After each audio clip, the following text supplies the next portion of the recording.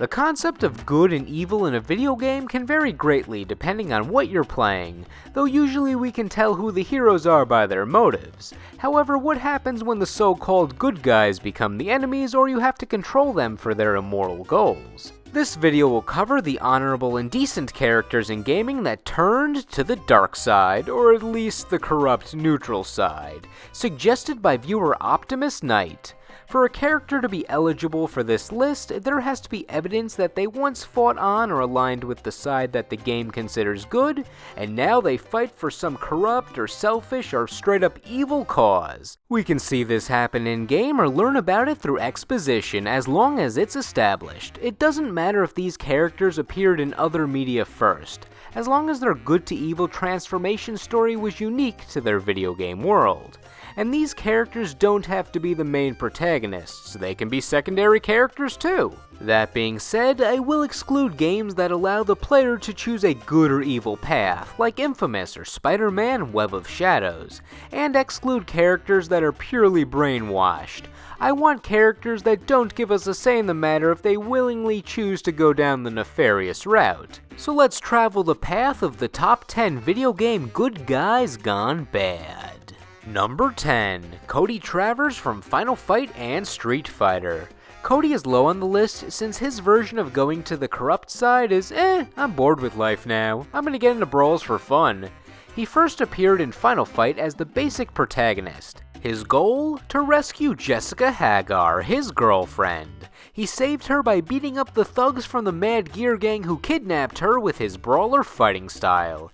He was portrayed as a stand-up guy through all of this, even saying he cannot celebrate saving Jessica while evil is still on the streets. Then Jessica breaks up with him, not because he didn't want to celebrate, but just because he got into too many street fights off-screen.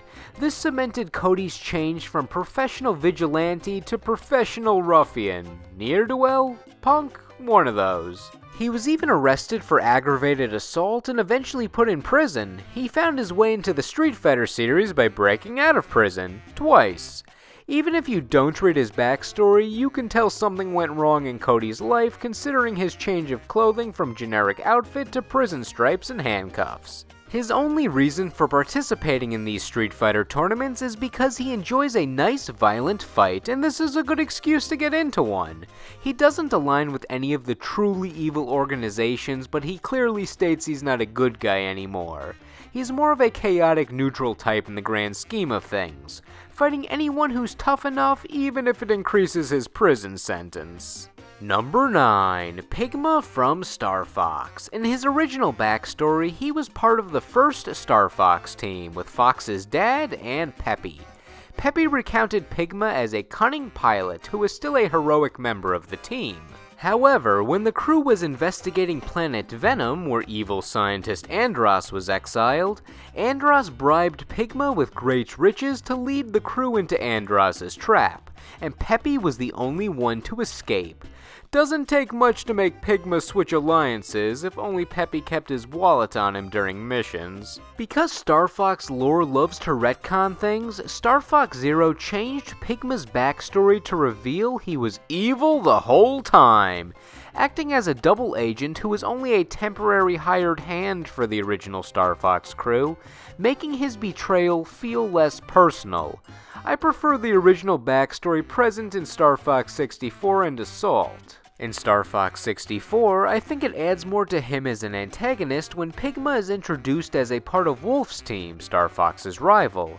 I feel he would have a greater motive to join them so he can show off to his former team member. Peppy, long time no see. Number 8. Penelope from Sly Cooper. Penelope was a later addition to the Gang of Thieves. She proves herself to be a vital member to the team, being an expert pilot, sword duelist, and having a mind that rivals the team brain Bentley, even starting a relationship with him, which is what eventually leads to her change in morality, and not in a good way. Her realization that Bentley and her are geniuses that could use their developed weapons to make a fortune causes her to go on a power trip, believing that Bentley is held back and brainwashed by Sly's honorable thief code. Apparently these were weapons of honor otherwise, so Penelope does the only logical thing to prove her greedy motives right. Join the villain, sure. She ultimately thought by using the Enemile paradox to steal Bentley's time machine and then double-cross Paradox, she could show Bentley how their great minds can lead to wealth and power. Bentley had too much honor, refusing the offer, angering Penelope, and ending her time with the honorable thieves. Yet another story of how money and power can corrupt, even though she never obtained that money or power. Number 7. Jimmy from Double Dragon. Double Dragon is a landmark beat-em-up game all about punching bad guys that stand in your way from rescuing your kidnapped girlfriend. While playing alone, you'll be acquainted with Billy, but if you were to get a second player, you'll get to know his palette-swapped older brother, Jimmy. Up until the end, you'd expect this to be a normal brotherly alliance, since there are no other personality traits shown by these heroes. However, when you rescue Marion, Billy's girlfriend, from the Gensatsu-ken, player 2 Jimmy will turn on player 1 Billy and allow the players to fight for Marion's affection. Just imagine if Luigi did this to Mario someday. However, that's not the reason Jimmy's here. Attempting to take your brother's girlfriend by challenging him to a fight puts you as the heel of the sibling duo, but it's not really a gone bad situation. The NES version of this game, though, takes it to the extreme by having Jimmy reveal himself as the shadow boss of the Gensatsu-ken, aka the ultimate final boss, and Billy has to fight him to rescue Marion, implying at some point Jimmy's jealousy of his brother's girlfriend caused him to start a legion of street warriors to kidnap the girl that he wants. Really impressing the ladies there, Jimmy! Future games don't use this plot twist, so think of this as an alternate universe where the now former vigilante Jimmy copes with his emotions in the worst way. Number 6. Sigma from Mega Man X. Sigma is the Dr. Wily of Mega Man X. You can't imagine a game where he's not a final boss. His motive is usually to destroy humanity in favor of letting the Reploid robots rise to the top. But through exposition, you learn that Sigma was once the hero prior to Mega Man X's storyline. He led the first group of Maverick hunters to protect the Reploids from enemy Mavericks. One day, when investigating what trouble this Zero fellow was causing, Sigma broke the gem on Zero's head when fighting him, which contained the Maverick virus, infecting the both of them. This caused a swap in allegiances for the robots, with the evil Maverick Zero getting his programming repaired by the virus, and Sigma becoming corrupted and adopting the destroy humanity viewpoints. His chin of justice became a chin of evil. Even though we've always known Sigma to be like this, you kinda feel sorry for him since the virus is the main reason he's a bad guy. Otherwise, he'd be pretty righteous. But hey, we got Zero fighting on our side out of it, so I guess we can call it a trade-off. Silence!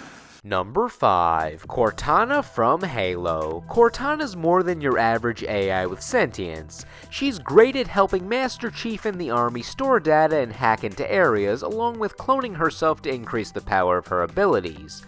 Through all of this, she acted as a human, even taking a holographic human form, with her only fear being the inevitability of becoming obsolete. There's much more to her abilities, but that's the abridged version. Her supposed final act of heroicness was when she rescued Master Chief in New Phoenix when the Didact alien was invading. At the apex of Master Chief's fight, when all hope seemed lost, Cortana hacked the technological light bridge the Didact was standing on to keep him in place. Then Master Chief threw a grenade to kill him, which allegedly destroyed Cortana. Then Halo 5 came out and showed us she is too tech-savvy to die to a grenade. But Cortana.exe was corrupted in the process, since she saved herself by uploading her remains in the Didact ship, combining her programming with the impure nature of the alien technology. This resulted in her becoming the villain of Halo, with motives meant for peace, but her methods now involved eliminating all life that did not agree with her, and having AI become the dominant species over humans, since humans are prone to atrocities like war and telling terrible jokes. Cortana controls many of the AI-themed enemies in Halo 5, making her essentially the final boss without you fighting her directly. She ultimately betrays her closest ally in Master Chief once she learns he's not on board with this whole death to humanity thing, sealing her fate as a traitor unless Halo 6 fixes all of this. Number 4. Kazuya Mishima from Tekken. To even the Tekken fans who have been around since the start, Kazuya seems like a villain, or at least an immoral neutral character, and for the most part, he is. However, the first Tekken game painted him as the hero. He has top billing in the intro and the box art. And he has the biggest beef with the final boss Heihachi, being his father who threw him off a cliff as a child to teach him toughness. But upon beating Heihachi, you see Kazuya returns the favor and then does that heavily used gif of him awkwardly looking at the camera and smiling, implying his true nature. In Tekken 2, he was no longer the hero as he flipped roles to become the final boss in his evil devil form, where he has completely succumbed to his devil powers. In every game after, except Tekken 3 when he was busy being dead, Kazuya's role in the plot was usually to defeat someone in his family for some sort of devil gene or evil power. Even if he was fighting the main antagonist, it was really a matter of evil versus stronger evil. Kazuya doesn't even hide the fact that he's evil, considering his artwork always manages to have the shadow hit him in an ominous way. He's never in a fully lit room when they take this picture.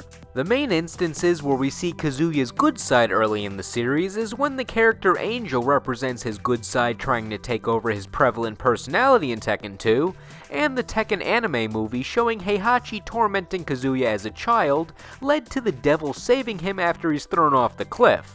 As time went on, the good part of Kazuya evaporated away, and now he gladly welcomes any devil influence. It's a completely willing symbiotic relationship at this point. He basically asks, "Please sir, may I have some more?" when that power can grow stronger.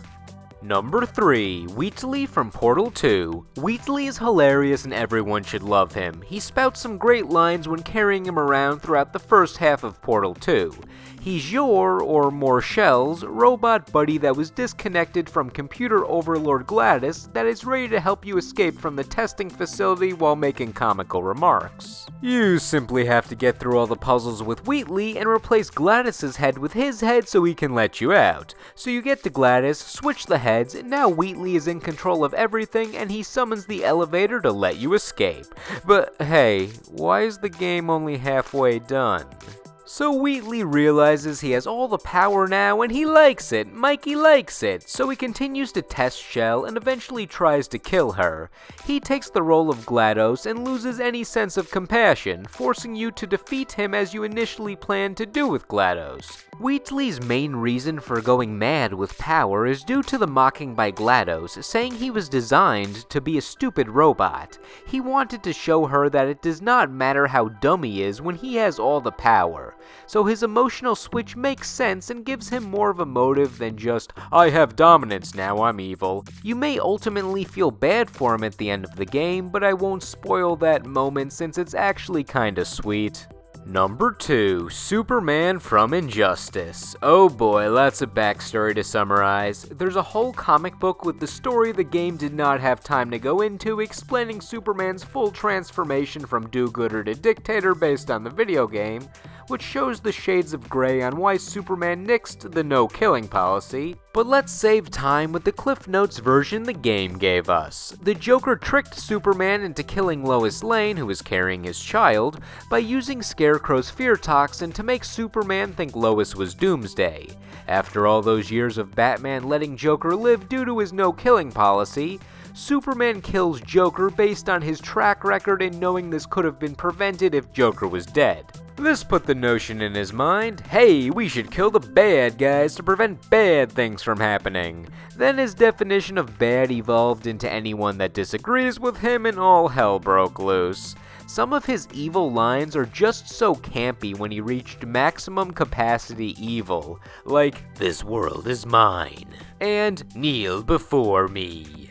Superman, you realize saying those things don't mix well with your truth and justice mantra you had going on earlier. Where'd this come from? You killed Shazam. I don't think that can be good. I think he's like 12. The first story was capped off with the base universe Superman getting pulled into the Injustice universe to defeat Dictator Superman, sort of representing his old pure good self fighting what he's become. Even though his final boss arcade mode status did not give him super cheap moves like every other NetherRealm Studios boss, he was still a good fight with an intense cutscene when you defeat him, where you learn he has really nice teeth, whitening toothpaste. I mean, look at them chompers. Majestic. Number 1. I chose a character from one of my favorite franchises who never seemed like he could be corrupted or even an interesting villain if he did change sides, but in various different canons, they kept trying. It's Liu Kang from Mortal Kombat.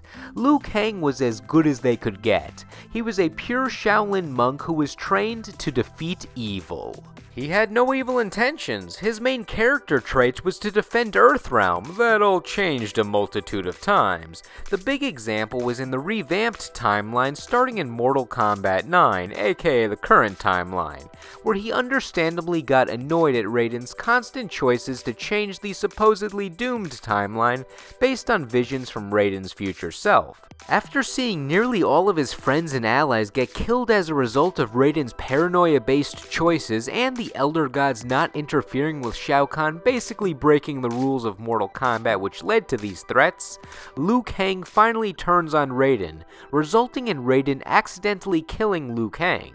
And then it gets fun. Quan Chi revived Liu Kang and his friends to participate in his NetherRealm army, with Liu Kang now being the head general.